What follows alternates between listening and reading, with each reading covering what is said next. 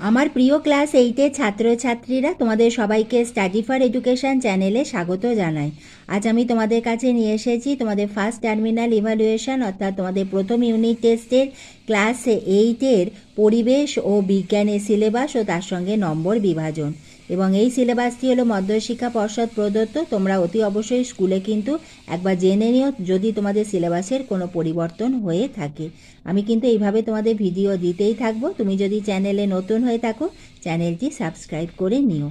তোমাদের সিলেবাসের মধ্যে রয়েছে বল ও চাপ, মৌল যৌগ ও রাসায়নিক বিক্রিয়া এবং জীবদেহের গঠন। এই তিনটে হলো আমাদের অন্তর্ভুক্ত, যেখানে ভৌত বিজ্ঞানের মধ্যে রয়েছে বল ও চাপ, মৌল যৌগ ও রাসায়নিক বিক্রিয়া, এবং তোমাদের যে জীবন বিজ্ঞান পোর্শন সেখানে রয়েছে জীবদেহের গঠন।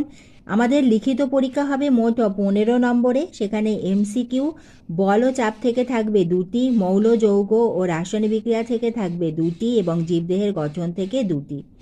প্রশ্নমান 1-এর আমাদের যে এসএকিউ থাকবে সেখানে বল ও চাপ থেকে 1টি থাকবে, মৌল যৌগ ও রাসায়নিক বিক্রিয়া থেকে 1টি এবং জীবদেহের গঠন থেকে 1টি থাকবে।